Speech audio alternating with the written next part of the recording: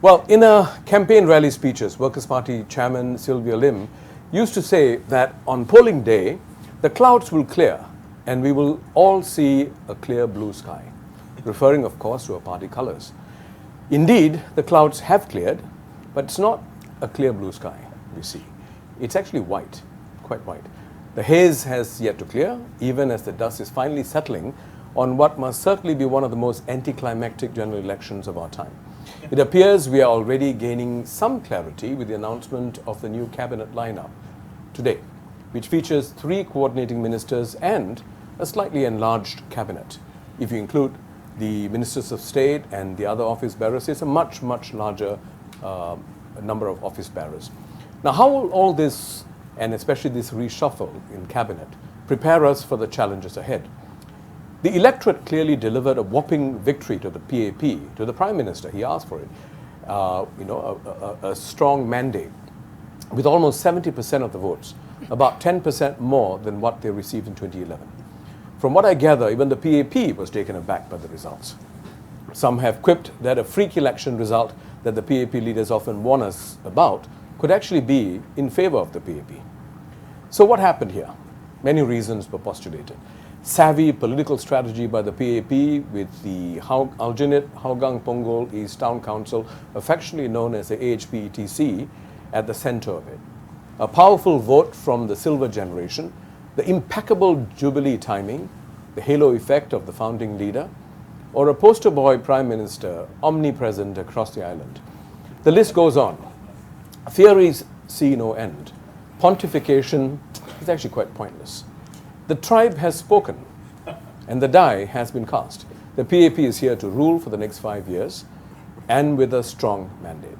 The question on our minds has shifted from how did it happen to so what now? One side is fearful that the PAP will now go back to its old ways. What does it mean? Top down, we know best style and not listening enough. The other side is more optimistic and says, surely it cannot be business as usual for a PAP humbled by their landslide victory. It's interesting that the words, "we are humbled by your support," featured prominently in many PAP victory speeches. Expectations have gone up. Humility, in the truest sense of the word, means being prepared to listen respectfully and genuinely, even to the 30% who may not or who didn't vote for the PAP. An increasingly engaged populace is watching which way the ruling party will tilt in the next few years. One thing for sure, this will have a bearing on how the votes will be cast in the next general election. The other key question is what will happen now to the opposition parties? Will they become demoralized and lose steam, or will they see defeat as an opportunity to continue with the momentum and become more active and visible in the next 5 years? Or will the outcome of this GE become the catalyst for potent new players to emerge? In the electorate, is the electorate going to change? If so, how? Will the social media scene force a shift in political play? Are we likely to see a more mature and vibrant civil society? If so, why? Welcome to the Swan Song, an IQ special series of GE 2015 debates. I'm Vishwa Sadashivan.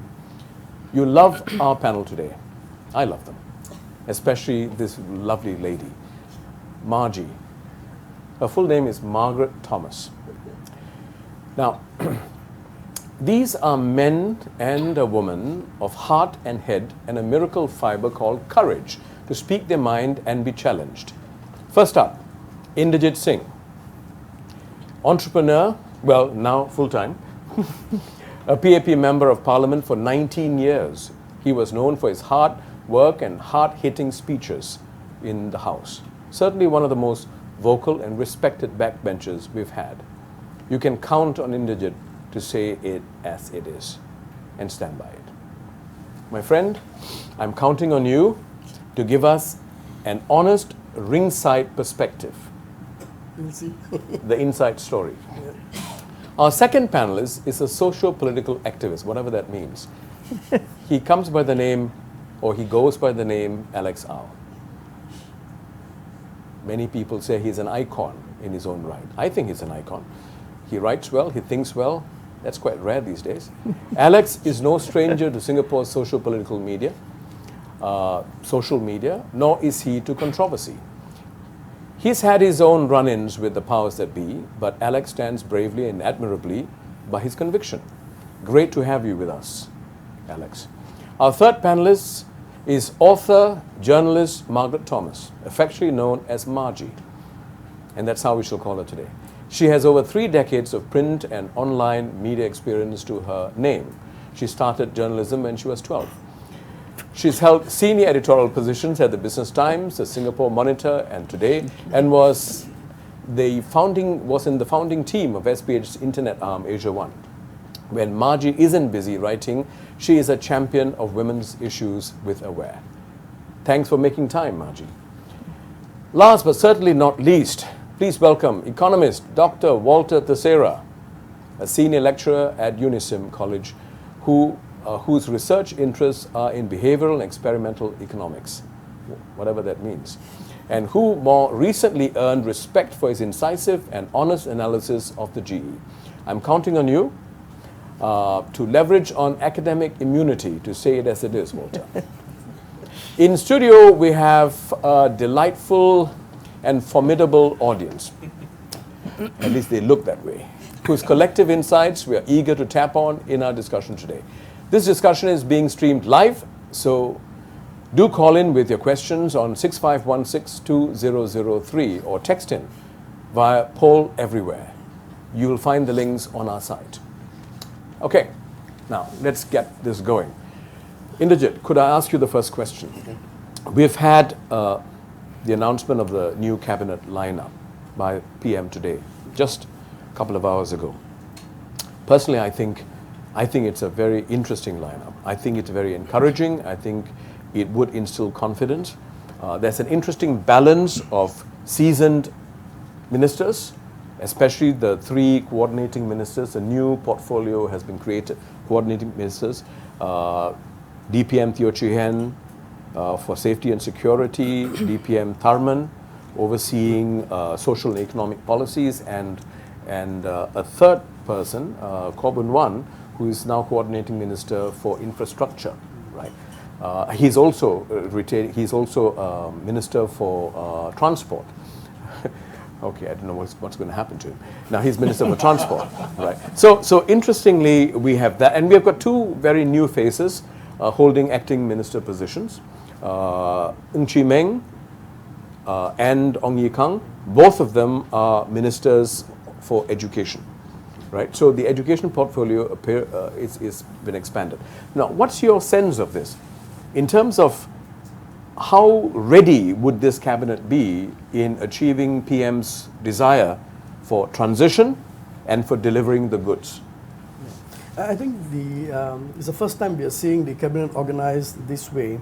I mean, if you look at it in the organizational chart, you have 3 coordinating ministers reporting to PM and a bunch of ministers reporting to each of the coordinating ministers. In this structure, actually, to me, it seems that PM is going to free himself up to groom the new ministers with the style that I think the Singaporeans would like to see. And at this GE, PM did display his style, which was well liked, from the outcome that we have seen and from the comments that we have heard. And you did say PM's ratings went up. It went up, and I think it did, and that did help in the result. So he can free himself up and leaving the technicalities of running ministries to the coordinating ministers. And at the same time, giving a lot more focus for the coordinating ministers to keep an eye and to groom, to actually in a way train the new ministers to quickly come on board and become effective in their own right. So it's very interesting, and I expect PM to play more of a mentorship role in this structure, with his 3 coordinating ministers spending a lot more time on the technical aspects of running the ministries, because we cannot ignore that too. We have many issues that we have to and you can't get these wrong.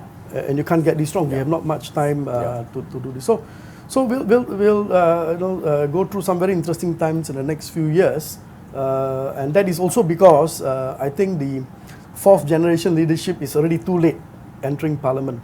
the future ministers and prime ministers should have come in at the 2011. And that's what election. PM did emphasize. Yeah. There's no time. No time. Yeah. There's absolutely no time. We need to push ahead.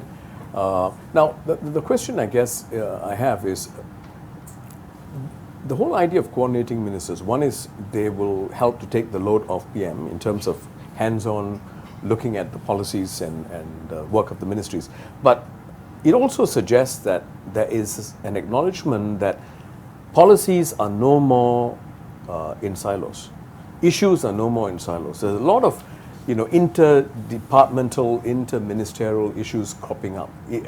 Would you want to comment on that? Yeah, I think the issue is more of an amount of consultation that used to go on in the past. And this will force the consultation one step down before the ministers meet in cabinet. So the coordinating ministers will have time to thrash out these issues, have a lot more in-depth discussions, so that by the time it goes to cabinet, they have policies that maybe can have, discussion to the point that it's almost, a final good policy that can come out. So this will force that kind of discussion, which I believe was lacking, as was shown in the 2011, run-up to the 2011 elections, where many policies, in a way, I call it, there were some policy mistakes that the government made, and that was because there was not enough of this kind of discussion and consultation. Would you say that this is an acknowledgement of those policy errors? Well, some of us think there were errors, but I don't think so. There's full acknowledgement yet. But I think in spirit with the structure we have now, PM realizes that we cannot make the same mistakes again in the past, so he's going to leave it to his 3 coordinating ministers. Interestingly, they are also very important people in the PAP, the chairman and 2 deputy secretary generals. So we have a very strong group now that is not just running government but also preparing leaders for the next generation. Yeah. Walter, I saw you nodding when I talked about the dynamics of the issues, the complexity of the issues. Would you want to comment on that as an economist? Sure. I mean, if you take a couple of issues, for example, if you take retirement policy, right? Retirement policy is something which is quite strongly housed under CPF board and Ministry of Manpower as the parent agency, but it's quite clear that the decisions you make there have repercussions on the Ministry of Health, there are repercussions on Ministry of Social and Family Development, because if you have low-income elderly, that's an issue they have to deal with. So there are a lot of different bodies which actually have to, interact to get a good policy out. So I see these new appointments, the coordinating appointments, as a way of trying to say that now there's a new person who's going to be accountable and responsible for making sure that coordination failures don't happen. Yeah? I mean, if you look at 2011 GE and the events before that, a lot of people believed that there were some coordination failures regarding growth of the population and the lack of the infrastructure keeping up. And that can only occur when you have ministries responsible for growing the economy, not coordinating in the fullest extent with the ministries responsible for building the infrastructure. So I think now you have somebody to blame in a way if these things happen again, if these problems happen again. Right, right. Margie, we are seeing for the first time.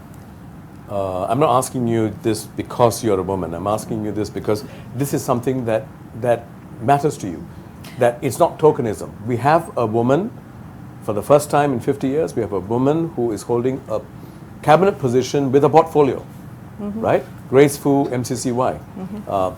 Is this good enough, or is it tokenism? No, I mean, I'm torn between feeling I should throw up my arms and say, hallelujah, finally, but saying, great, but predictably, it's community youth, culture community youth, but one of the softer ministries, but that's an important area.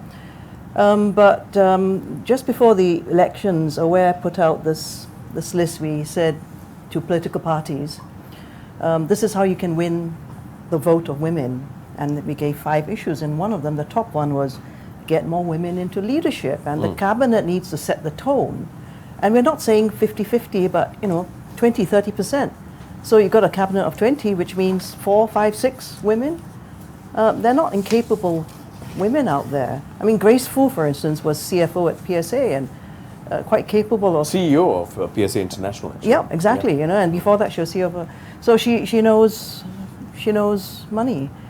And there are many other competent women. But one thing occurred to me, perhaps, we're getting our leaders through the military, and women don't do a national service. So Well, hopefully military is not the only source of office holders in future. But I think my own sense of it is it is a signal.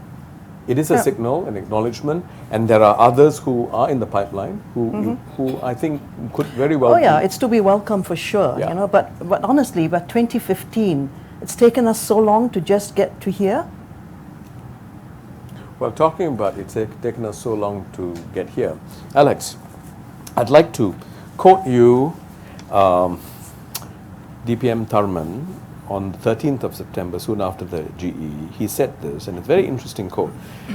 He said this: "I think we need a more reflective attitude each time after each election, and how the opposition can continue to play a constructive and positive role in Singapore politics, as they must. We are a plural society.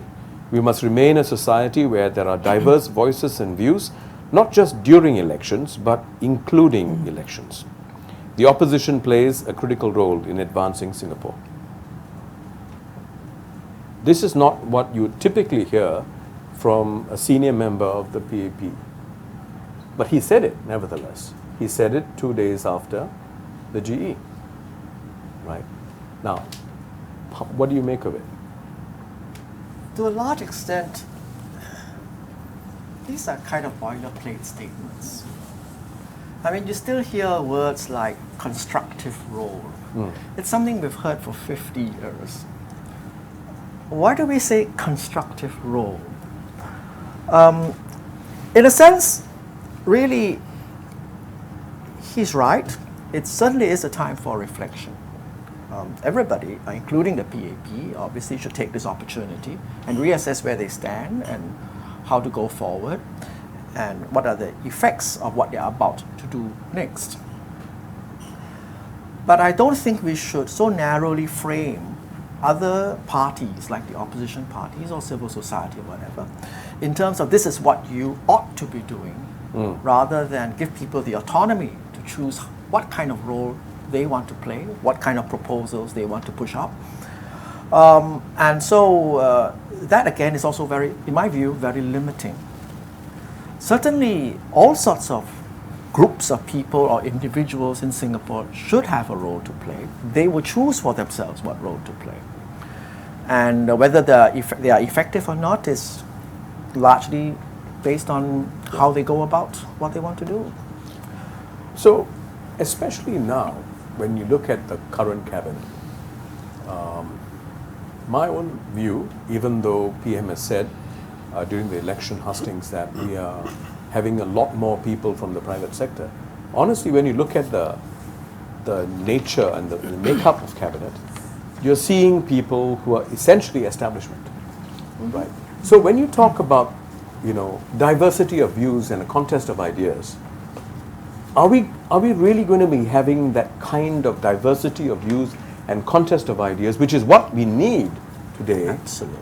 When you have people from the same pool coming in, not that they are not capable, but can we afford that? Now, if you can't have it within cabinet, then you must have it in Parliament. If you don't have it in Parliament, then you must certainly have it in civil society. You must have it in out there, NGOs, think tanks, and an intellectual climate.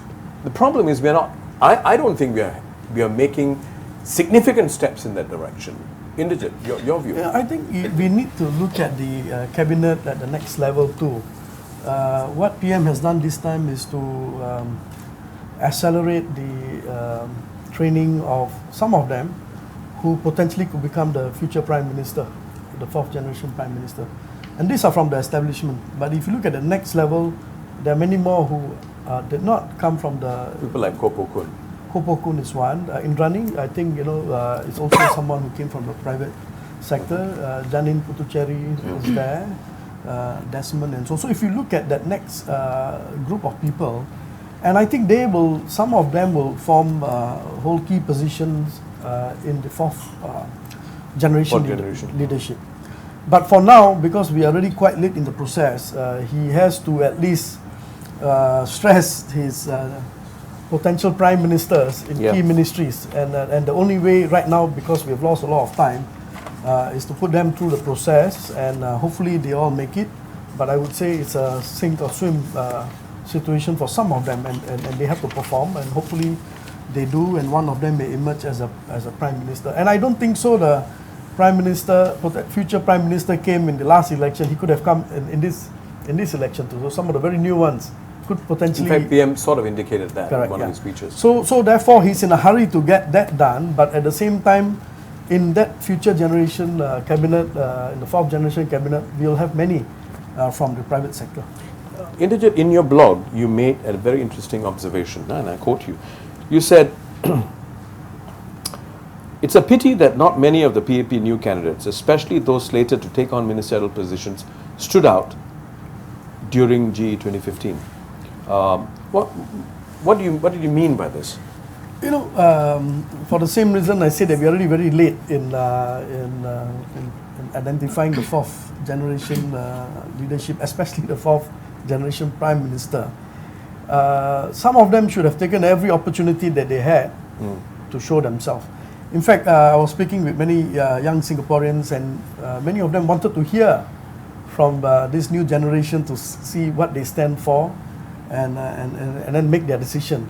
So there were quite a number that were disappointed because they did not show themselves during the. What do you mean by show themselves? Make impactful speeches, talk about what they stand for. A lot of scripted speeches. I noticed a lot of scripted speeches. They were scripted, and so no one really stood out to have made significant points or had a mind. That. Did they not stand out because they didn't want to, or they can't? No, so that's a guess right now. I don't think so. It's can't. I think maybe they themselves may have taken a safe approach during the hustings. And okay, now they have a chance. They've taken the position. They have to do it very quickly because they don't have the time. We want to have someone who emerges very clearly as a leader who's going to bring Singapore to the next phase of development. And so they missed that one opportunity. I think during the elections, it was a good opportunity, and some of the opposition candidates did show themselves quite well, I would say. I wish that some of our potential ministers and prime ministers could have done it. Yeah. But I would like to see them doing it right now, given that they have now that they've been given their cabinet position, their leadership position, so they have to show themselves very quickly, win over the young Singaporeans. Yeah, thanks. This is a good time to throw it open to the floor. Yes, anyone with the first question? Mike? Yeah.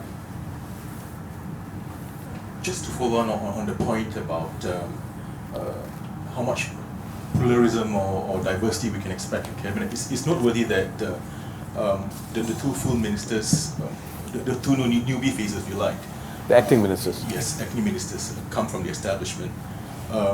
So that sends a very strong signal that only if you're cut out in a certain way, then. Ong Ye Kang, not so much establishment. He came from Keppel Corporation. He was DS and NTI before this. Yeah. Yes. Okay.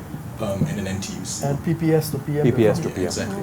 Yeah. So there's still that perception that people will draw from this. There is a broader issue as well, which is that nervously close relationship between the civil service and the ruling party, in that you see very senior civil servants being plucked out from their positions and parachuted into ministerial positions. So, coming to the point about civil society, you are right in that some of those exhortations about the role of civil society are not new.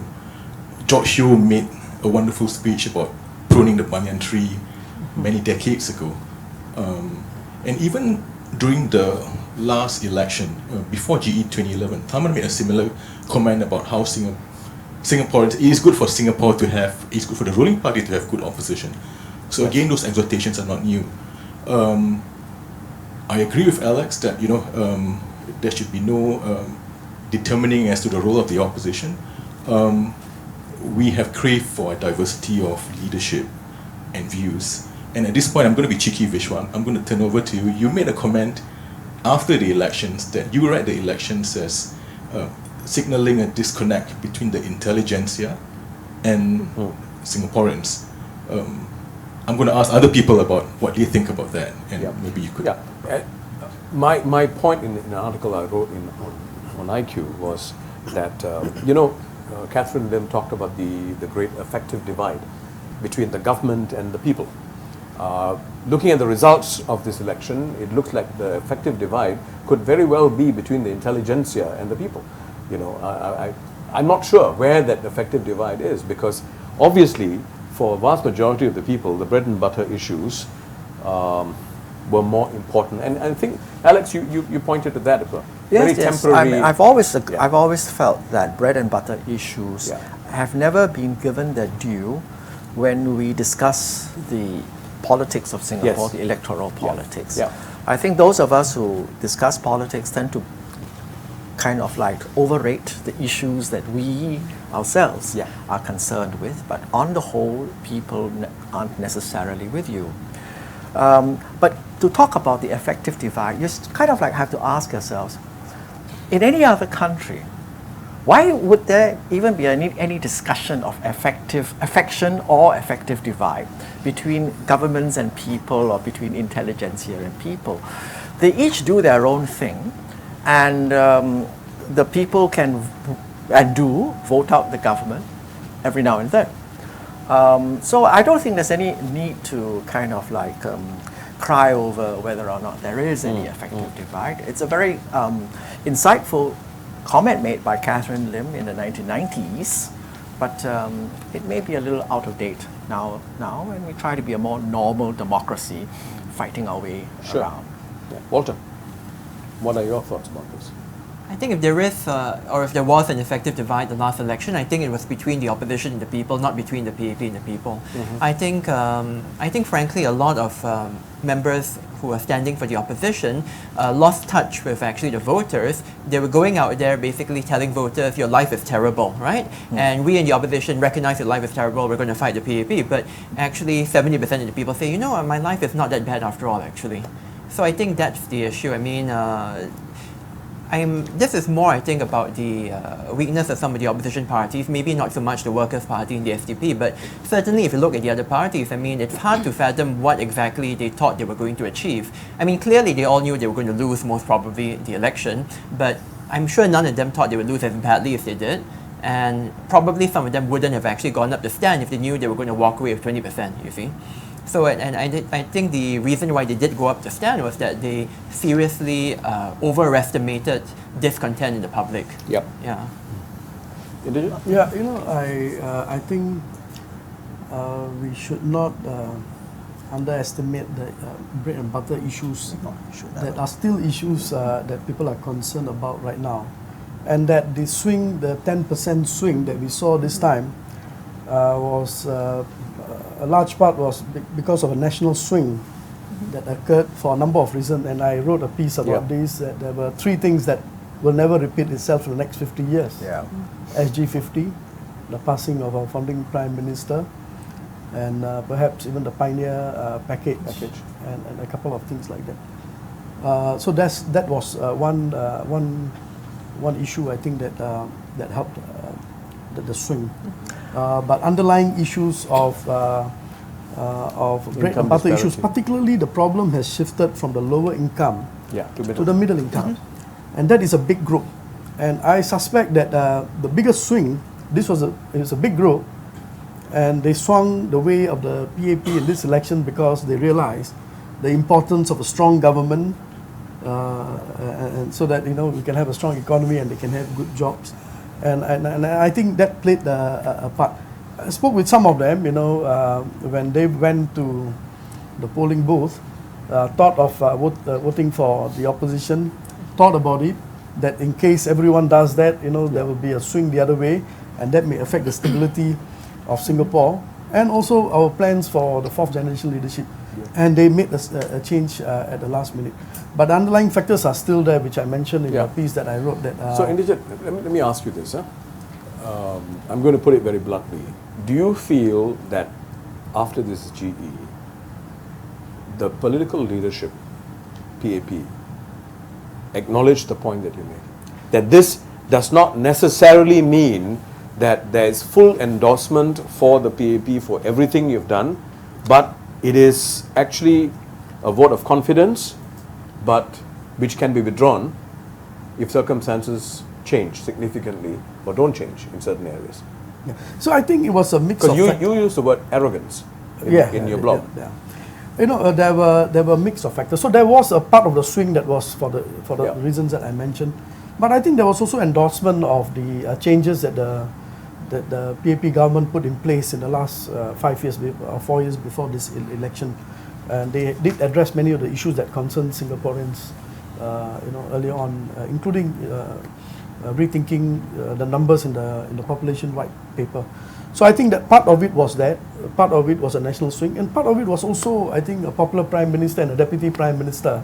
That people, that's two people.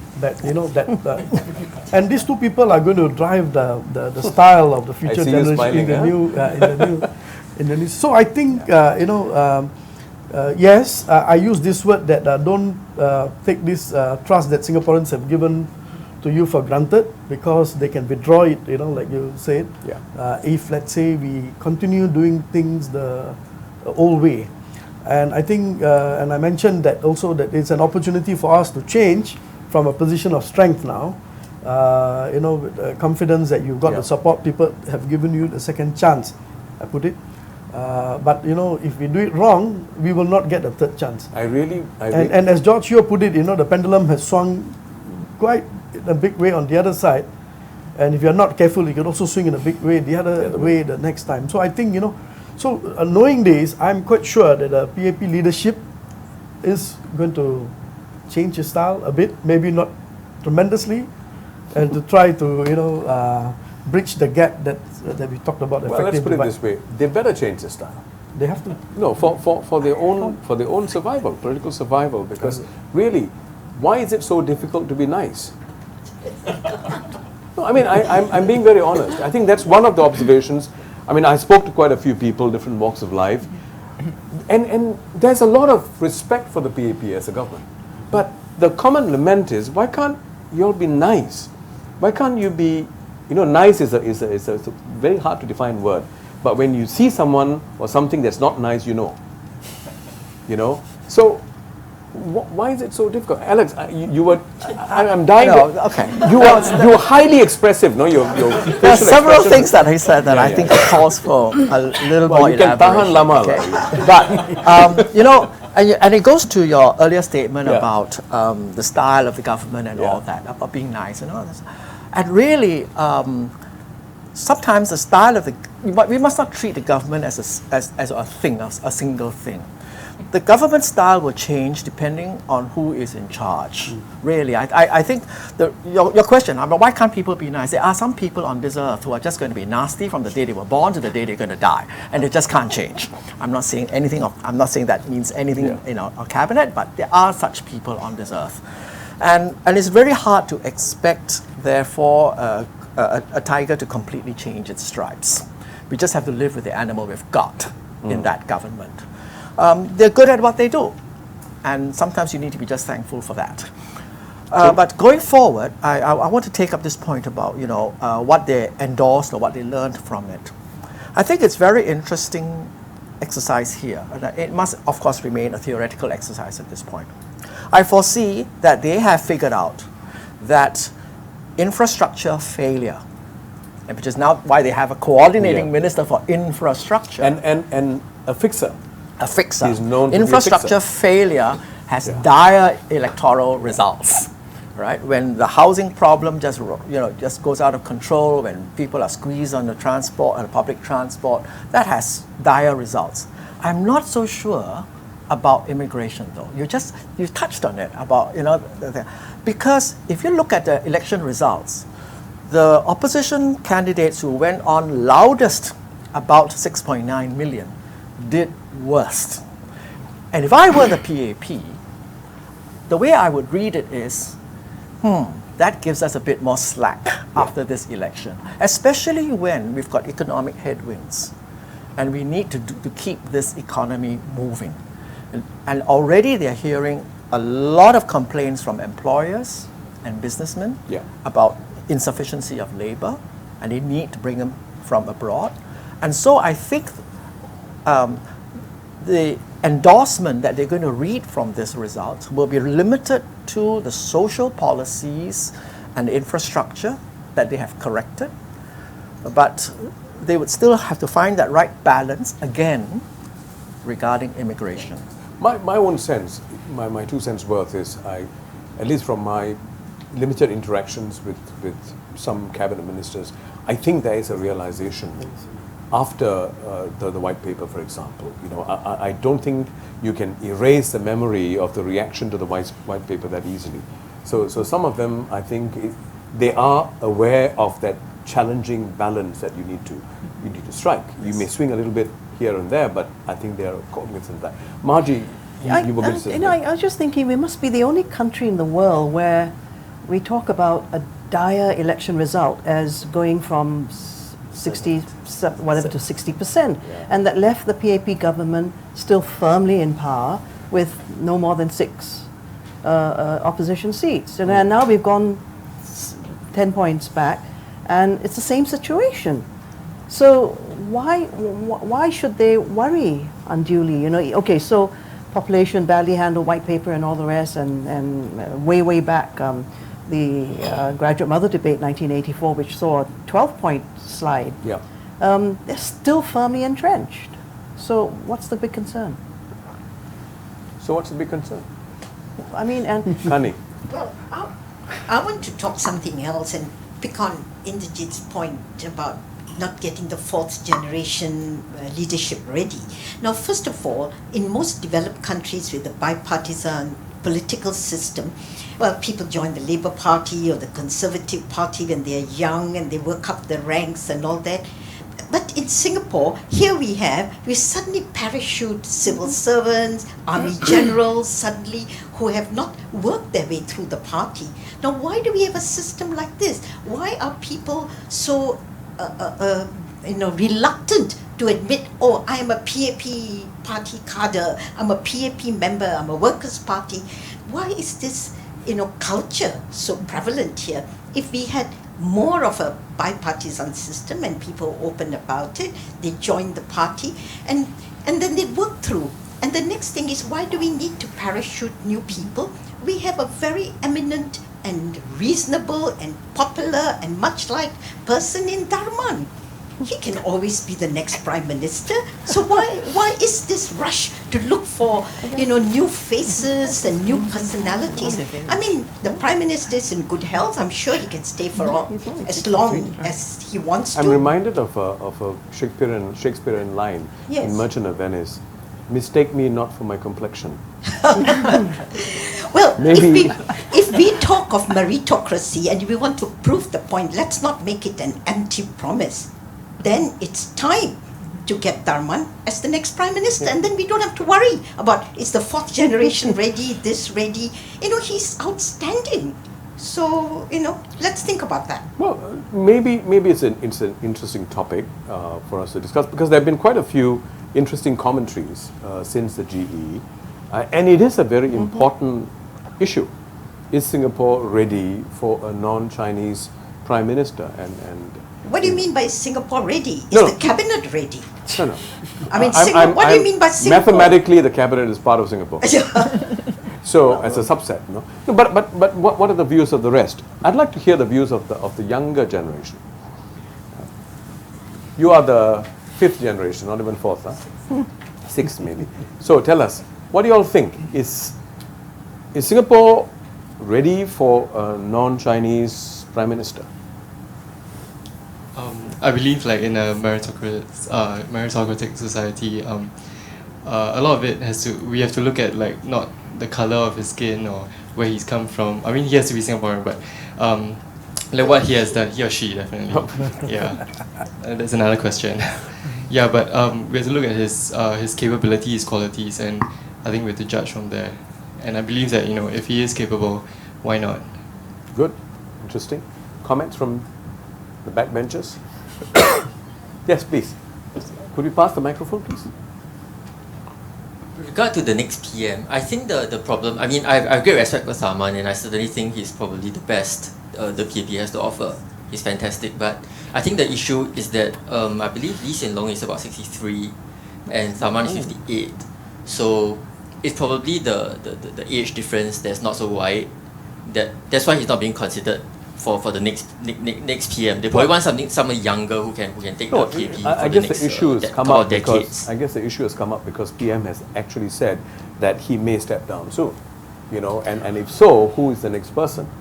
Yeah, sorry. I think whether Singapore is ready, I think generally yes, if it's an outstanding person like Tharman, for example. I think if that's the person, we're going to look up to someone to lead us and get out of difficulties in the future. I think he will probably be an acceptable person. But he's got a good point, the person from the audience just now, that I think the issue here is not so much of whether non-Chinese, is that he's a contemporary of Lee Hsien Loong. And I personally feel that it will be quite reckless for us to have an interim prime minister for a short period of time, jeopardizing the future, fourth generation leadership, who could run Singapore for another 15 to 20 years. Intelligent. I think the point here is, if that is the argument, then why isn't that argument brought up? Why? But that argument is not the central argument, right? The argument that has been presented is that Singapore is not ready, and even if you have a non-Chinese prime minister, he must be able to speak Mandarin. These kind of, so the question is, what you said makes sense, what you said makes sense. But we are now talking about, even in the future generations, there might be another Tharman, a younger Tharman that comes up, who is not Chinese. Should the instincts be, if you're not Chinese, you're not going to be accepted? Alex? You see, it depends on what your goal is. If your goal is to remain a hegemonic power, all right, where you command 83 seats, something like that in parliament, then it may be important that you have the kind of leader that can win 75, yeah, that kind of sandwich, all right? But if you are not so obsessed by that, and if you are prepared to be like other countries where prime ministers who are there for one full term of 5 years is good enough, then maybe you don't have to worry about finding your successor for the next 20 years. But apparently we are a very special place, and we can't live with any little bit of uncertainty. We must absolutely groom somebody. The whole idea of having a totally inexperienced person from the opposition party winning power, and voila, tomorrow is the prime minister. Will collapse. Yes, we will collapse. Calamity. It really speaks to us as a nation that we ourselves are terribly immature as a nation, that we worry so much about having the right person who can command the respect of everybody, pull all the levers of power, and stay on for 15 years as a typical prime minister. Can you give chance to Intelligent to respond? So, his beard is turning more white, Yeah, it's a question of, are we ready, and, we'll never be ready until we try. Yeah, so most of us are not ready to try at this point of time, I think. The first chief minister was not Chinese. He didn't speak Mandarin. And as far as this age factor is concerned, don't forget that in America, you've got Hillary Clinton, who is 66 or 67, looking likely to be the next president for 4 terms, and who knows, maybe 8. Hopefully she and not Donald Trump. Yeah, I know, but, and don't forget Ronald Reagan, way back, right, with absolutely no experience, the governor of California, and how old was he when 70. He took office at exactly, 70. so what is the big deal? But let's go back to the core of the issue, right? It's not just about Tharman. Let's move away from just talking about Tharman. Talking about what kind of a society do we want to be? Because it has implications on many other policies. For example, do we need to continue with the GRCs on the assumption that if you do not put in a minority candidate in a group, ethnic minority candidates will not be voted in? I have a lot more faith in Singaporeans, that Singaporeans, not that we are completely colorblind, but a significant number of us actually do look at merit. But my question is, if we do not shift this thinking, and if we do not shift these assumptions, it actually becomes a self-fulfilling prophecy. That's my fear. As a society, are we ready to trust ourselves and take the plunge? Actually, PJ Tam, I think, Yeah, PJ. showed us in some chart that before the introduction of GRCs, when all the seats were all SMCs, we actually had more minority members of parliament than after the introduction of GRCs. So it's very interesting, and I think that our history would prove the lie. He talked very much about the 1960s, for example, Yes. where we had very strong Indian and Malay stalwart MPs, you know. But Intelligent, what's your sense? You know, if you look at when we had all SMCs and you look at the vote difference between a Chinese and a non-Chinese candidate, there was a declining trend for the non-Chinese candidates. When was this? 80s? So this was in the 80s, and so I think that's when Prime Minister Lee Kuan Yew got concerned about minority representation. So we did see a slide, but you know, things are changing. I'm quite confident, you know, that things are changing. And if we leave it to the young generation, the fourth or fifth generation, you know, I think it will be different. You know, That slide didn't occur because the electorate rejected the non-Chinese candidates. That slide occurred because the PAP didn't choose enough non-Chinese candidates. No. We had non-Chinese candidates like Dhanabalan, for example, who saw votes like but he still got elected. He got elected by a narrow margin against a candidate that was not as qualified as him. Well, I Maybe guess it has nothing to do with race. Yeah. Actually, that's Walter. You are the baby on the panel. Okay, I mean, maybe let's unpack this a bit, right? So let's go take a step back. It may have been true that in the 60s and 70s you had minority candidates who are more than capable of getting elected in their own merits. But you also have to remember, this is before there was widespread homogenization of the population through HDB's ethnic quota policy. So you still had very widespread ethnic concentrations in Singapore in the past, and you can get minority candidates elected in those areas. But we are no different from most other countries in this regard, which is if you look at any country with minorities, minority candidates tend to do well coming from areas where there are, in fact, majority minorities, as it were. They don't do so well when you're asking them to be elected in an area where most people don't look like them. And that's just how it is, right? I mean, if you're saying that Singapore, can we do better than these countries, some of whom have had, you know, many more years than us of basically trying to integrate their population, I'm not sure that we can achieve this as handily. So I think that's a challenge that we have to admit is a real challenge, basically. So again, I'm not saying, I mean, obviously there are minority candidates today in the PAP who could get elected in any ward. I mean, like DPM Tharman, like for one, but how many Tharmans do we have, right? I mean, that's a bit of an issue. Okay, good. Let's move on from Tharman. Yeah. Let's hear from the audience if there are other concerns that you have, or maybe even a wish list of what you'd like to see this government with a stronger mandate focus on, not just about economic policies, but anything, any area you'd like them to focus. Yes, microphone please. Hi, I think earlier on we talked about diversity of voices, whether in Parliament or elsewhere.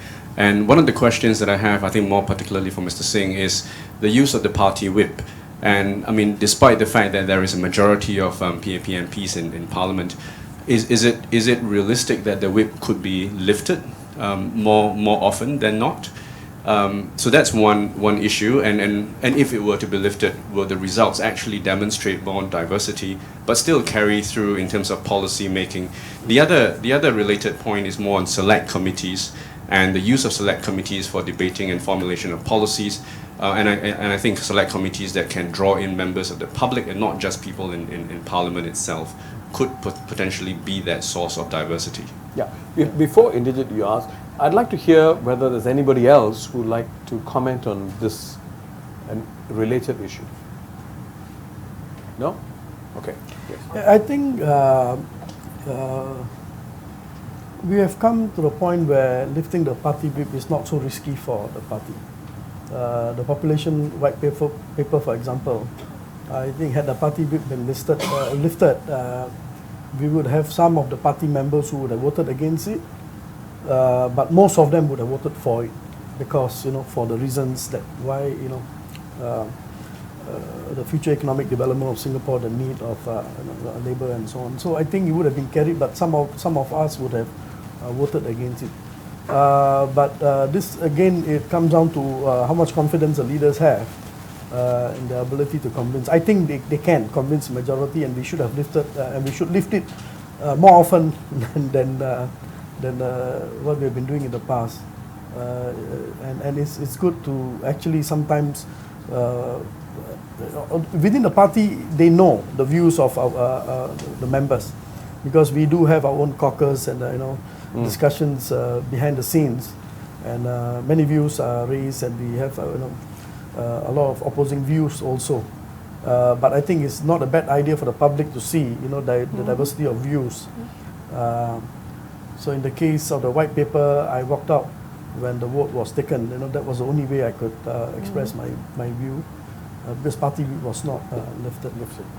What about the question of the select committee? I think I actually made this. I made these points way back in 2009 in one of my parliamentary speech, and also after 2011 election during the party conference. I made a speech in the conference, and I suggested that we do not bring completed bills to Parliament. We bring in bills that are put simply half cooked, and then pass them to select committees for further discussion before we finalize. As we know, right now the executive makes most of the decisions of the bill. In Parliament, we debate whatever views we put forth, whatever arguments we have, will not help in the current bill, but it may help in the future revisions. And they do go back and look at it as maybe even in implementation. No, but that requires, I think that requires the government to be willing to trade off efficiency, for long-term effectiveness. Yeah, that's what I had said, that we must be willing to give up some efficiency and allow some messiness in the policy making process, and also maybe slow down the process a bit. But I think it will be better. The outcome will be better because we have diverse views of many members in Parliament who actually will make a difference. I heard Tan Chuan Jin mention this after the results were announced, and I was quite happy to note that he agreed with what I had said earlier, that we may have to give up a bit of efficiency and accept a bit of messiness in policy making. And I think he's alluding to the fact that maybe some of the bills in this Parliament may go to select committees instead of passing them too fast. Yeah. Can I just cut in and try to flesh out this issue? On the matter of select committees, for MPs to participate in a select committee and really debate the merits of the bill or seek expert opinion and so forth, MPs must have the time to do so. And I'm not so sure that in our present setup, where MPs also hold full-time professional jobs, they have the time. Secondly, it would be best if select committees also invite external expert opinion to help guide them in their thinking process. And this is where we come up against probably the biggest weakness of Singapore, which is the tendency of the government to starve independent experts of information. The complete reluctance to share data and information means civil society, academics, and other thinkers don't have access to this kind of information for them to truly digest, understand, and maybe think through new ideas and new solutions. So that even when you invite them to participate in select committee hearings and so forth, they have very little to offer, or what they offer is wide off the mark because they were never equipped with the right information, right data in the first place. So it really speaks to a far bigger ecological problem of information flow, encouraging independent external expertise to feed into the system. So, I have to disagree with Alex on MPs not having enough time to think about policies. I would say that the MP's job, if you really want to do a good job, you are doing two full-time jobs. And I spent and that's where the problem is. No, I spent 18 years on economic policies, and I think the government took in many of my suggestions. Not immediately when the bill was being presented in Parliament, but beyond that. But some things that the public does not see, that we have a lot more discussion. Heng Swee Keat, for example, when he was Perm-Sec for MTI, listened to one of my speeches and called me up, and he wanted to consult me on some of the policy changes that he wanted to make in some areas. And so we had, he came to see me and we discussed. Richard Hu, when he was finance minister, called me up and he, asked me to brief his ministry on ideas. that they could implement for future policy changes. So actually, if you are really interested, and of course, not every one of us can be expert in every topic, but there are some of us who have expertise in some topics that we could make a difference. It's still all in-house. Yeah. So actually, the larger point that Alex is making, and I think your point is well taken, Indigit, that you need exceptional people actually to be able to balance the two. And I want to say I was not in-house, Yeah. I saw myself more as an entrepreneur and a businessman than a PAP man. No, but at the end of the day, the optics of it, my friend, the optics is. Well, let me ask Margie this question. I mean, you've championed several causes through AWARE, right? AWARE has, yeah. What's been your experience? I mean, well, to be fair, in the last few years, the government or certain ministries have been a lot more consultative. For instance, the law Shanmugam on and his people on the harassment bill that was passed early this year. That's right. There was a lot of consultation with AWARE and other groups.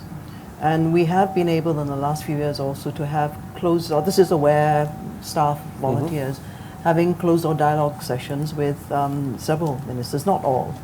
So they are more receptive. So even the ministers make time. Yeah. Not it's not a everyday occurrence. Sure. It's like once in 2 years or 1 year or something like that. But they're more open to this than they used to be. Yeah, I would think so too. My own experience, has also been that it's a lot more open, but it's not there. We're not there yet. We're far from there. But the general point here is that if you want to engage people, you need to have a free flow of information. It cannot just be to select people. If you really want to engage a lot more people out there, because it boils down to trust. Which brings me to the next question, which I'd like to hear the views of the younger people. Do you feel that while the government expresses interest in wanting to engage people, hear your views directly, every time there is a harsh treatment of someone who speaks up, the younger generation tends to pull back? I mean, I've heard this from a few young people I've spoken to, right? The way Amos Yee was treated, right, had a chilling effect on a lot of younger people. I personally didn't appreciate Amos Yee, but then again, I'm in my 50s, right? I don't appreciate my daughter when she speaks to me in a certain way, right? But the truth is, what is often referred to as a sledgehammer approach, a hard approach. What's the effect of that on engaging younger people like you? Could we have your comments, please? Come on, speak up. Scared already. Speaking up, Yeah, that's please. the answer. So what's the question? The question is, the government takes a hard stand on certain issues, right? Yeah. So, for example, Roy Ngung, Amos Yee, and so on. What's the sense? Let's hear from a few more comments from the audience first. Yeah. I feel like the Singapore environment is very clinical, very I don't know if the right word's antiseptic. So it's very Not messy. we have our views, but we tend to hold back. And I personally am not aware of what channels are available to air them without repercussions. Yeah. So you're concerned about repercussions, are you? Yeah, I guess. Yeah. Yes, lady behind. What progress have we made?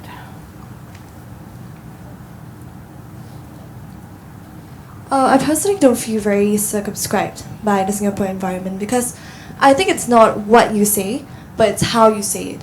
Amos E, Roy Nung, they weren't very discerning when they put forth their views. They were very in your face, and the way that people would receive it is different from, for example, if you had a very balanced or put it very objectively. So yeah, I don't feel very circumscribed by it. But I think the problem with this, why should there be an expectation that the public should be the ones with the responsibility to circumscribe their views so strongly, and the administration, is the one who has the right to basically tell the public, you can only give me your views a certain way. Right. I mean, I agree with what you're saying, that they would have been better received if they had moderated the views. I completely agree with that. But at the same time, that's not quite the same thing as saying that it's the requirement that in order to give your views as a member of the public, you have to nuance and circumscribe things correctly. That's what a professional PR person does. Is that what a citizen should do? I'm not quite sure, you see. Yeah. Anyway, Let's hear. This is looking good. back, This is good. Let's yeah. hear more views on this matter. Yeah. Come on, lah. Okay, yes. Yes. Right. On the issue of raising questions. No, go ahead. Is it Please go ahead. Okay, on the issue of raising questions to ministers, right? I think among the younger generation, there's still this culture of fear, where if you pose any controversial questions, you might be, I don't know, blacklisted, or if you pose a controversial question like a CPF, like what I did to DPM Tharman this year. There was a budget debate. So I asked him on whether there's going to be this relaxation of the CPF policy. You asked him by emailing him? No, it's a conference. Okay, Yeah, face to so face. face to face, right. So he gave me this standardized answer that he would usually give to everyone. So he said that, so my question specifically was, if we were to look at the trends from the past, the minimum sum has been increasing over the years, and so I'm worried that when I grow old, it might be raised to this unhealthy level, where I have to work to, let's say, 60 plus years old before I can retire to get my CPF savings back. So what he said was, we had to raise the minimum sum to account for cost of living. And I'm like, okay, that's a very politically correct answer. And he also added by saying that the government is doing this for your service. No other governments in this world has done this. So we have to be very gracious that the government is doing this. So, But why did that make you concerned about consequences? You said that earlier. I think a reason why is because many of us have our hopes and dreams in the future. Sometimes we want to do something, and if we are, let's say, we face consequences in the future, we might not get enough opportunities if we are labeled someone who is Or you kena mark. something like that. All right. Say lah, kena mark. And also, it's because I keep getting standardized answer from ministers, right, that I already gave up asking questions. So there are two things here. One is you're concerned about repercussions. The other thing is you are tired of standard answers. Yes. So you don't feel engaged. Yes. Right? Okay. Sorry, you had a comment. Yes, please. I was thinking about this two elements of fear and control, because I think many people, and we have expressed it here, that we are afraid. No, the climate of fear. This thing of the climate of fear is very real. Even now, in this age, I hear friends in the civil service say they are afraid to vote against the PAP. They are afraid their vote is still not secret.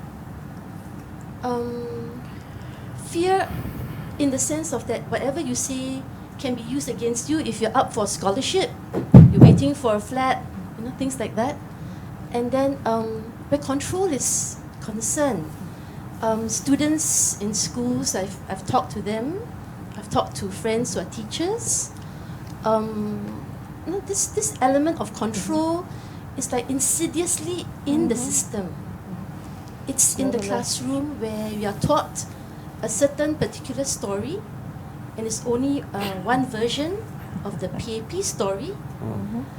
And teachers have to be very careful what they say, and to teach. No, it's very interesting what you're saying. Perhaps someone can give him the mic. It's very interesting what you're saying, because my experience, honestly, has not been the same. I've met people who are actually willing to speak up, especially since we started IQ. I've been very, very heartened, honestly, because I'm meeting teachers. In fact, I had to ask them, are you sure you can come and say you are not going to get in trouble? They said, no, I want to speak up.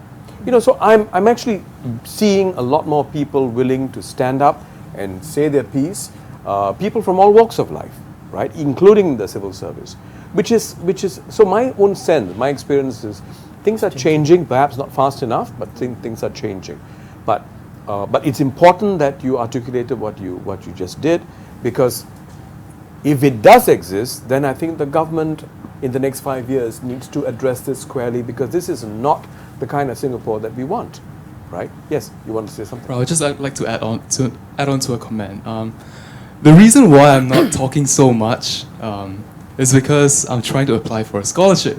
And I'm afraid that if I get marked, I might not get the scholarship. So maybe after this you will get the scholarship. But that's don't you think that's a fair and legitimate issue, though? As in, okay, let's put it this way, right? Why should the government give a scholarship to somebody who displays values which are against the present government? No, I mean perfectly serious here, because I mean, you can be pro-Singapore, but if they have a particular policy line, as a civil servant, you will be expected to uphold the policy line of the government, right? You don't get to follow the Workers' Party policy line if the PAP is in power. And likewise, if Workers' Party gets into power, things change. I think Indigit is a very different point of view. Yeah. Yes, Indigit? Yeah, I think... No, why don't you respond to what he said? Okay. Let me through.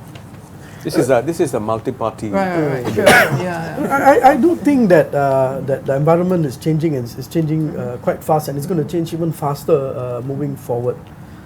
Given the willingness of some of our current leaders, to listen to alternative views, and the approach that they have taken in, not so much. Some of them do apply the sledgehammer, but many not. So I think as we move forward, we'll see many people willing to come forward. But Tharman himself, got into trouble with the law, and look at him, he became a deputy prime minister. It was not held against him, and he made it. So he was one of the rare ones, but I think moving forward we will see more and more. No, but how would you respond to Walter's point? But Tharman's trouble with the law had nothing to do with politics, though.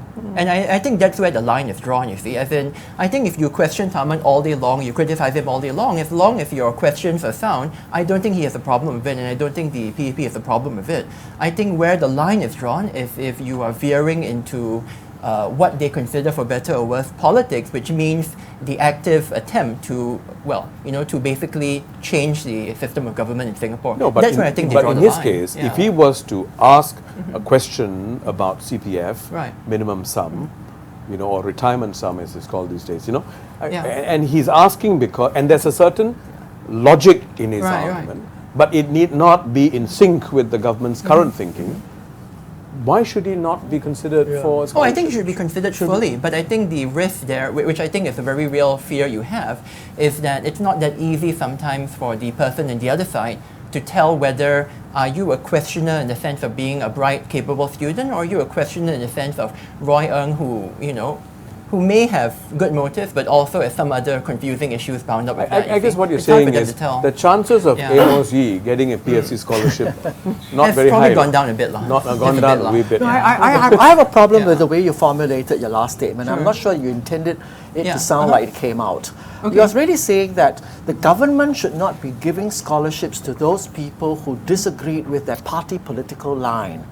I think that's very dangerous. I think scholarships, if I'm not wrong, it's not given by the party, but given for the civil service. Yeah, I agree. And you have to expect that one day another political party will be forming the government.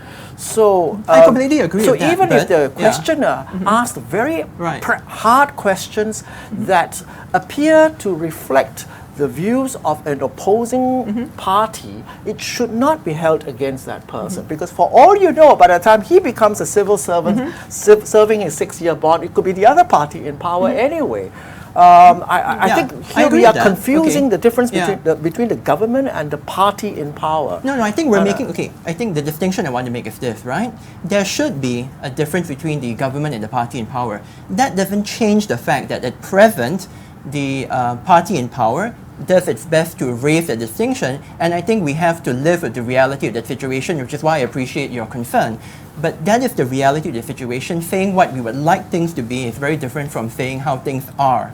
And I'm saying that how things are is that the government is actually, I think, but you see, does have we shouldn't be encouraging Singaporeans to resign themselves to the depressing reality of how things are. Actually, gentlemen, my own sense, and I've actually come across a few individuals who got government scholarships, PSC scholarships, foreign ministry scholarships, and they were extremely strident in the way they criticized government policies at various forums. In fact, I was very pleasantly surprised that PSC actually gave them these scholarships, right? Some SAF scholars that I've met recently, they are highly critical of policies, but the heart's in the right place. And I think, but I think the general point that's coming through here is we need to draw a clear distinction between party and government and the civil service. And I think that's a signal that the government needs to put across, right? Now that they are government and not so much the party, they're the ruling party in government, the lines between civil service and government and party must be clearly demarcated. Now, on that point, we need to start wrapping up soon, but I'd like to bring up this question. This is one of the issues that have come up in various forums during the elections and before. The question of an unclear line between public sector organizations like the People's Association, right, and the party. This has come up, and I think it has affected and it's bothered a lot of Singaporeans from all walks of life, because I think Singaporeans today are more concerned about fairness, about what is right and what is not right. Okay, so I'm talking about, if there is some truth in what Sylvia Lim highlighted in her rallies, that as soon as Workers' Party took over Aljunied, right, that there was a transfer of 13 locations where gatherings could be taken from the HDB to the PA, and there were various other examples cited. I'm not sure how accurate they are, but if those incidents did happen, where the elected members of parliament were blocked from having gatherings with their constituents, I think something like that is actually fundamentally wrong, right? And Singaporeans are increasingly bothered by that. Similarly, the policy of having those who were not elected become grassroots advisors, people are also concerned, is that right? Now, if some of these, in the next 5 years, I think the government should address some of these things more squarely. But I think, it changed after the last election. What changed? In Aljunied, the grassroots advisors were not the candidates, PAP candidates who lost the election. There was a clear distinction between party and PA in Aljunied. No, but in Aljunied, they still could not. No, that's another issue. But I'm saying that the losing candidates, PAP candidates, were not appointed advisors of the People Association grassroots organization in the last round. So that was, different from what it was in the past. So there has been some change. So if you go look at Aljunied right now, all the candidates were never advisors to grassroots organizations, and there were separate people. You mean the PAP candidates who lost? The PAP candidates lost, and so the grassroots advisors were very senior grassroots leaders who have been around for a long time. So there's a change in that. Okay. But I think this issue about PA, I don't think so. It's a major issue among most Singaporeans. Some have expressed their view, but I don't think so. It's a big issue because I'm on the ground. Some do express their view about the separation, but I think many of them accept that as long as we do separate, in essence, politics from PA. Alex Howe is currently giving you the killer stare. Okay, Alex? No, I mean, look, if Singaporeans are not giving this matter due weight, they should. Because the ability to draw these lines is fundamental to good governance anywhere, whether it's corporate governance or NGO governance or government governance. To be able to say, I am acting in this capacity and I am trying my best to fulfill my duty to this organization or this body that I am responsible to, that is very important. The blurring of lines, the veiling of what exactly you're doing, in whose interest, is the seed bed for corruption and abuse of power. Whether we are talking about company finances or church finances or government finances. And I think Singaporeans really need to pay serious attention to this this slow slide into the abyss of total confusion of our roles. But this is where, Alex, you're wrong, you know. I mean, as PAP MP, I've been for a long time, we have a clear distinction of our duties, you know, when politics and grassroots organizations are involved. We are very careful. I think you... So why are financial powers being given to the CCC chairman? But those are grassroots leaders. They are not party members. Who appointed them? They are Who elected They are appointed by the People's Association, which is chaired by. That's fine. Yeah. You know. But you know, you know, we do have that distinction. I think things run very well, and I don't think so. We are ready to destroy this institution. It suits the PAP very well. Does it suit the country very well? I think it does. It does suit the country because the MP, being a representative of the government, you know, is able to bring policies. Do the elected opposition MPs have equal weight within the PA? They are free to form their own organizations if they why? want. I mean, this is why is it wait a minute. Why is the PA therefore I want to repeat this, that in Aljunied there was a clear distinction. Only in Aljunied. Yeah. But where else? But why are they holding their meet the people session on the corridor of the void deck? I do my meet the people session in the void deck too. I do. One of the exceptions, they say you're out now. I chose to retire. They did not stop you. You could make a minister now instead of training them. You should use the microphone. I could still train them from outside though. Please use. You have to use the microphone. Otherwise, you won't be recorded. Continue. I think that's not on. Yeah. Sorry, but okay. It's on. I'm not so sure. Is that on? Okay, Yes, it's on. It's on. Let me continue. Is it fair to the people of Singapore where you have to have 3 coordinators to train young ministers parachuted into parliament for future leaders? If the system is correct, Mr. Singh, you'll be a minister now. But why not? Why can't? Maybe your view clash with theirs, you know, and they don't want you. They allow you to resign. I am very harsh. I'm so sorry. Okay. A quick response. I think A quick response from you before we move on. Yeah, I had spoken with the Prime Minister in early 2013 that I wanted to spend time on other things. So they did not ask me to leave. I know, Mr. Singh. But is it fair to the people of Singapore? 3 coordinator, senior ministers, training inexperienced ministers to be leaders. I think it's a very good point. I would have loved to see. No, it's not whether you love to see. My question is, my concern is, Mr. Singh. Yeah. Is this fair to the Singapore people? Yeah. We are voting leaders. You have to let him answer the question. You know, I would have loved to see any minister being appointed spend 1 full term as a member of parliament. Spend time on the ground, get to know the electorate, get to understand issues, and again, you know, subsequent following term, if you get re-elected, that would have been the perfect system. Exactly. And whereas thanks to our,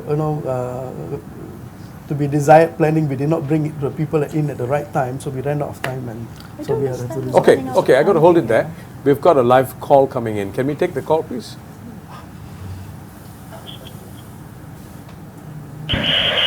Hello. Hello? Yeah, speak up, please. Hello? Yes, your name? Okay, ready, yeah? Yes. Yeah. Okay. I'm Dennis from Woodlands. Okay. I have a question. Having a strong mandate, would the government already be willing to put issues such as repeal of 377A to a referendum? Repeal of 377A to a referendum. Controversial issue lah. Are we ready now for referendum? Because they already got mandate, ma. Okay. You got mandate. Inderjit, I think this question you got to answer first.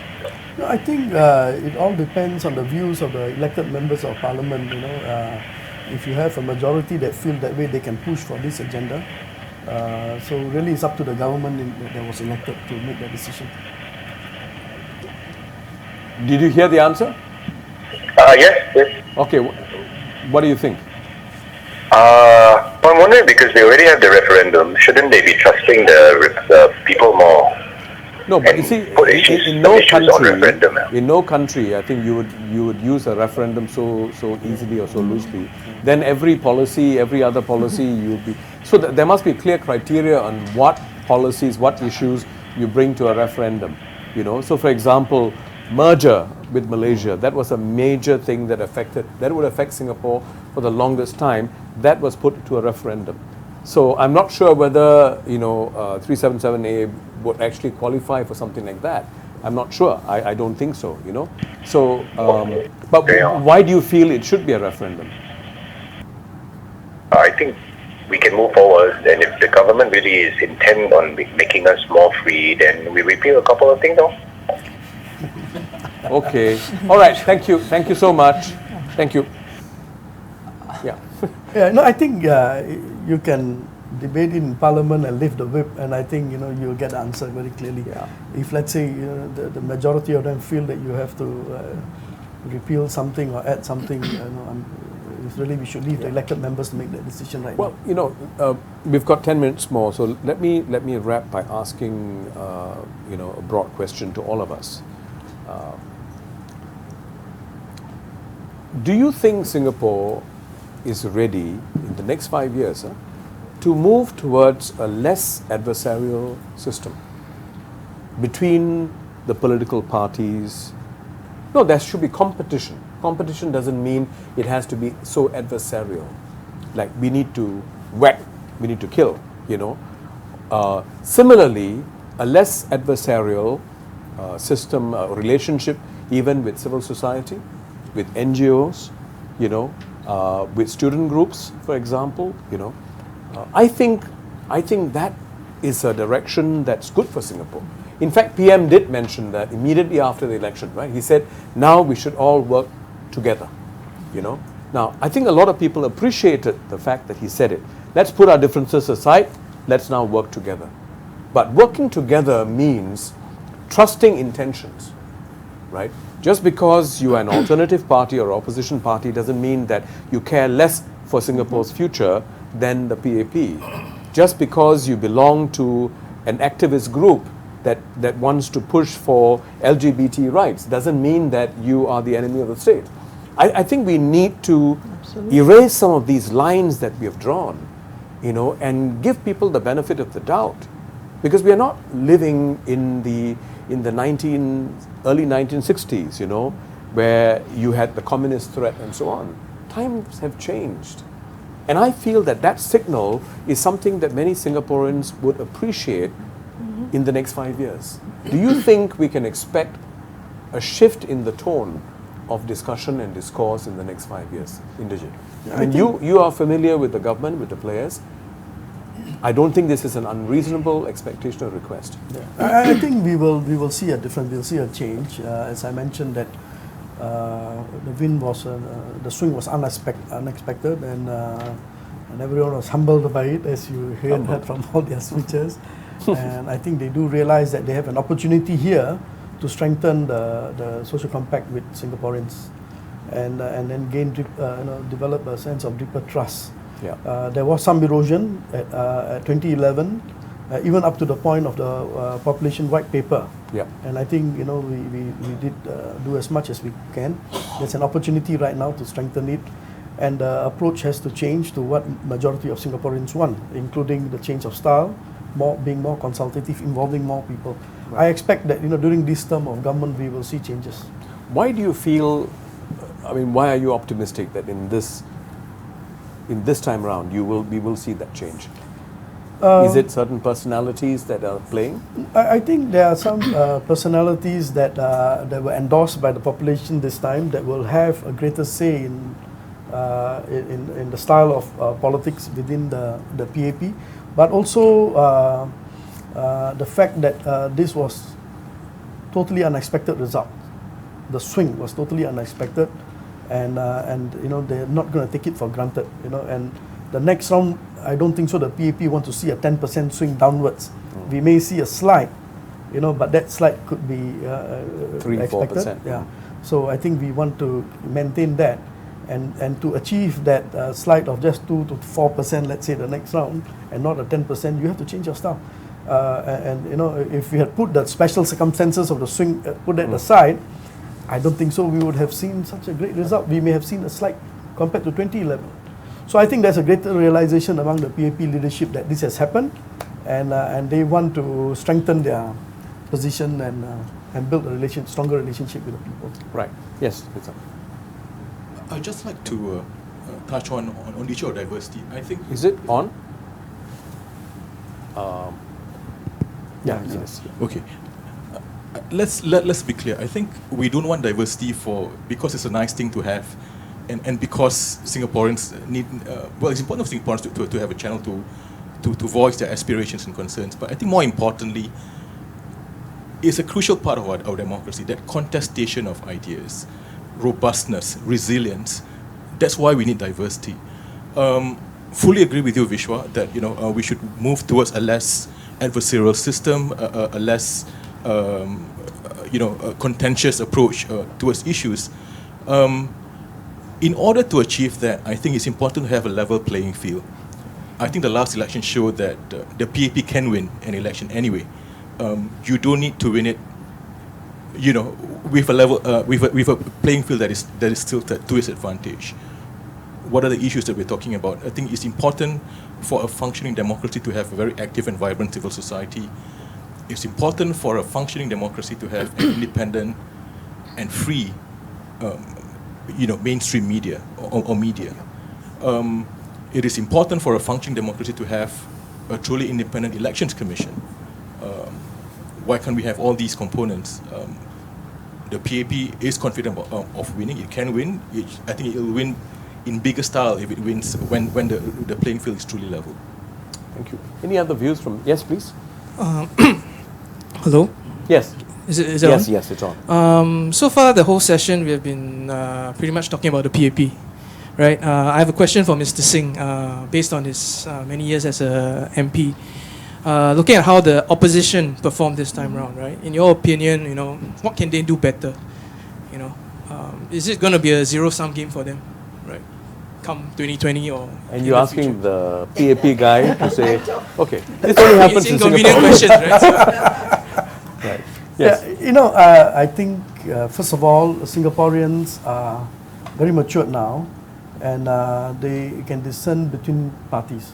So very clearly, this time round, the two parties that got the ears of Singaporeans were WP, Workers' Party, and also the SDP. And the rest of the parties, I think, at the kind of results they got, just say that Singaporeans do not endorse this kind of parties. Many of them last-minute entrants, did not have a clear agenda, or just picked on popular issues, but did not have good alternatives and so on. So that's good news for us, that Singaporeans are matured, and that in the future they will be able to discern. So I think the advice for the opposition is to those that are good parties, better parties than the rest, is to work together among themselves and to present alternative ideas that can help win over. I think we had some populist speeches, CPF and a couple of other things. I think they need to get a bit more deeper, for policies that you want to propose. They have to be responsible policies that can be carried through if you form government. And Singaporeans are pragmatic. And they're pragmatic. Yeah. And so you can't just, nowadays, I think because they're very mature, to get away by making popular speeches. I think the other thing that happened for the Workers' Party this time clearly, was, and I wrote in my piece, was that the arrogance. Arrogance of the Workers' Party in this case, that was created a problem for them this time. Is this what happens to parties that start gaining power? Arrogance. Yeah, so I think they were a bit too early in their arrogance, but So that's deserved the arrogance. Arrogance. Yeah, so you need to earn earn the right to be arrogant. Okay. Yeah. So of course, the other thing, I think there were bigger issues at play.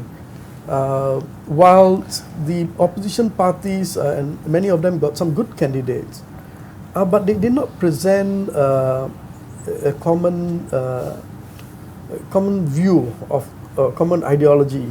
Some of them were championing education rights. Some were championing. I think they need to be a lot more,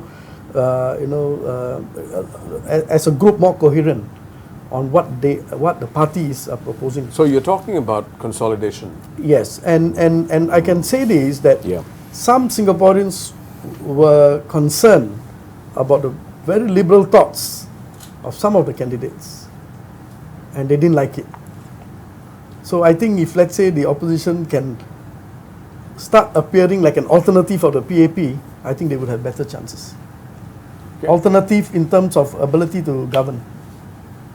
Well, to extend his point about creating a level playing field, I'm a strong believer of creating a level playing field. And I feel that if we want to see change in politics in Singapore, we need to remove this fundamental blockage, which is the lack of press freedom in Singapore and freedom of information. And so this question is going to be directed towards Mr. Singh. My question is... there are 3 other panelists here. Other panelists as well. I would welcome... He's the only PAP member, right. I think. But Margie Thomas will answer as well, because it's about the press freedom. Right, okay. So my question is the ruling party going to depoliticize the media to encourage more discussion on ground and between political parties as well in the next general election, or will this depoliticization of the media remain a pipe dream in the next general election? By media, you're talking about mainstream media. Mainstream media. Because IQ is not politicized. Right. Mainstream. But I'm surprised that people still think that way. In 2011, it was a mainstream media that caused us Arjunit when they had the headline titled 84-0. And this time round, if you look at the mainstream media, I think the opposition candidates had equally good coverage as compared to the PAP candidates. I do not agree. Let's I ask. don't agree with that. Okay, Margie, stop grinning and talk. Well, I can't really answer that, because I would totally like to see a depoliticization of the media. But I don't think any of us here has any control over that. I think it's in line with the depoliticization of many things in Singapore. Civil society. I mean, when you get an organization registered, you have to swear that you won't dabble in politics. Various websites and organizations get slapped with, being a political association, and therefore this limits their flexibility. But can I just take on this whole broader question about moving away from this. You use the word adversarial. I prefer the word punitive. Okay. The very punitive culture that we have created. And your question is, will we see this in the next 5 years? And my simple, short answer, but I will elaborate, is no, we won't. Why? Because I think the existing system suits a lot of people in power, especially when we have policymakers and ministers who, because they've come up by a very bureaucratic and military route, have never gained that self-confidence that they can stand on a rostrum and persuade people. And until they have that self-confidence, then they will always be very afraid of hearing dissenting opinion, because they don't know how to give you a decent answer or how to persuade you otherwise.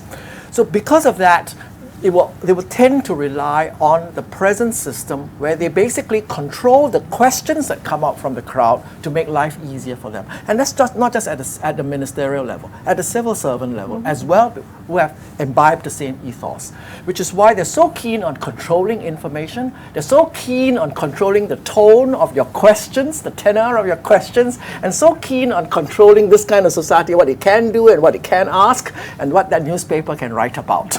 So I think it serves them too much for us to be too hopeful about change. Okay. Yeah. Well, I would say that if we continue this trend of politicizing the media and other institutions in Singapore, it's going to serve as a double-edged sword for the government as well. So, is it not the right time to start depoliticizing? I think the answer is yes. Who would disagree Yeah. No, nobody will disagree that that's the direction that we should take.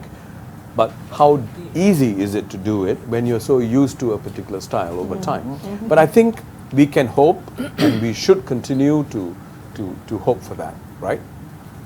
Sorry? What? Oh, your mic died. Okay. All right. So we didn't get his question. All right. Never mind. I think we'll have to wrap at this point in time. We've had some really interesting comments and points raised, but I'd like to ask all the four panelists to make a one-sentence comment. One sentence. All right. What is that one change that you would like to see that is practical? That is practical. Let's start with the economist. You are the most practical amongst us. Can I drop the practical part of the question? All right. Yeah. Because the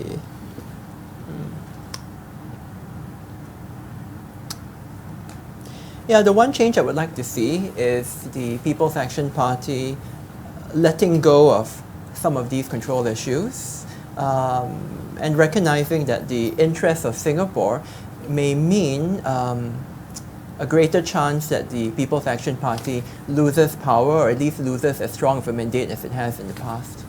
Yeah. Okay. But I dropped the practical part, right? Okay. Margie.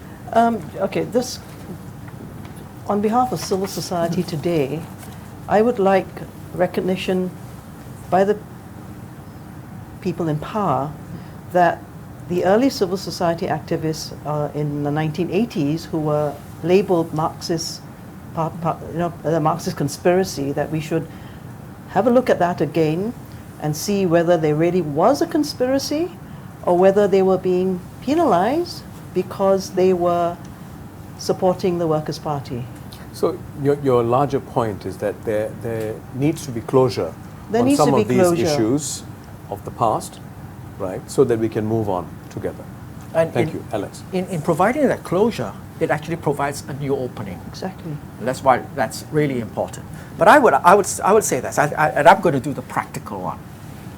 I would say we need to move aggressively to open data, which is the whole idea that the state should not monopolize and gatekeep all the information that they collect around. They should share that in unprocessed form, Excel sheets and so forth, so that civil society, independent academics and independent parties can look at that data, reanalyze it in a different way, and thereby gain new insights which they can then contribute back to policy making. For all you know, somebody some out there will see some pattern that no one else in government has noticed before and come up with a new ideas or to spot an emerging problem and say something well in advance, and that improves the overall governing. So the first step is open data.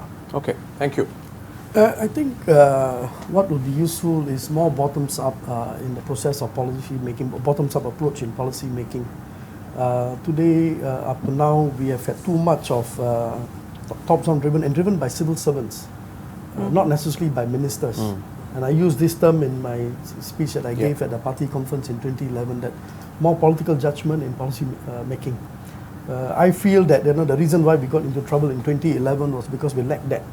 Many of the policies initiated through in civil service, and many of them were not practical and did not really understand the real issues on the ground. So we need to reverse this process a bit, including bills going to select committees involving wider group of people. So policy making process needs to change. I had suggested one in one of the interviews that I did, was that the GPC system actually could be revamped to include everyone, not just the PAP MPs and also experts. And every policy actually could be reviewed by a GPC before it actually comes to Parliament. And I think so if we can do that, then there will be more bottoms up input in policy formulation. Thank you, and this has been a rich discussion. The intention is not to arrive at consensus. The intention is also not to arrive at solutions that are going to be practicable. Sometimes we need to reach for the stars so that we can actually hit the mountain. And I think some of these ideas that came out today, they may sound like blue sky ideas, but these ideas are based on ideals. That's the foundation of what we as a society want collectively. And disagreeing is part of that process. Right? As Inderjit said, I think that the PAP has been given a clear mandate, what the PM asked for. But it's a double-edged thing. And I think it's our hope that the PAP acknowledges that this is double-edged. If the PAP government, and with this new cabinet, which sounds promising, does what is right by the people who gave the mandate, and really there are two sides, two groups. One, the bread and butter issues, the vast majority of people, right? The infrastructure issues, land transport, safety, security, all these things are important. But the government should also not forget another very important stakeholder group, which is the intelligentsia, or people who are interested in ideals. The 2080 rule. It's important, because otherwise you're going to lose their support, you're going to lose their involvement and engagement. And it's my appeal to the government, don't just look at the silent majority, so to speak. Vocal minority. And the vocal minority is just as important. But I think that the solution is not to look at people who disagree with you as enemies of the state. Absolutely. To give the benefit of doubt to Singaporeans who stand up and want to have their say because they believe in our country and they want to say it in their own way, perhaps the Amos Yee way.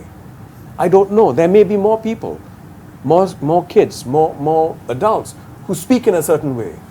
Let's focus on where they're coming from, what they're trying to achieve, what they're trying to say, instead of the language or the body language that they use. This is an appeal. I think it's important. The climate of fear has to move away from here for real engagement to happen. So the next 5 years is crucial for the PAP, and I would say for Singapore. And we hope that the PAP would become a stronger, better government that listens to people and not just hears. And if they don't, I think it's very clear that there will be a significant swing the other way, which is not good for anyone, I think. So with that, I'd like to thank my stellar panel. This has been one of the best panels we've had. Thank you very much for being here. And it's fantastic because we didn't all agree on everything. Neither did we disagree on everything. Right? So Inderjit, thank you. Alex, Margie, Walter. And I'm sure you'd agree with me that we should give a big hand to the audience. Thank you. Some of you didn't say much. Some of you didn't say anything, right? But it doesn't matter. Not everybody needs to say. Sometimes just sitting in and listening is engagement, right? So don't feel guilty. We'll still call you the next time. Right? So, and for our viewers watching us live on iq.sg, do keep your inconvenient questions coming. They inconvenience us, but we are defined that way. Be it politics, be it public policy or pop culture. We at IQ believe it is about speaking your truth candidly while being open-minded enough to listen to contrary perspectives. Share your views, log on to our website, iq.sg, and follow us on Facebook and Twitter. You're watching GE Debate IQ live, only on iq.sg. Thank you. Yeah, you're done. Nice to meet you. Fantastic. Huh? Good panel, huh? Good panel.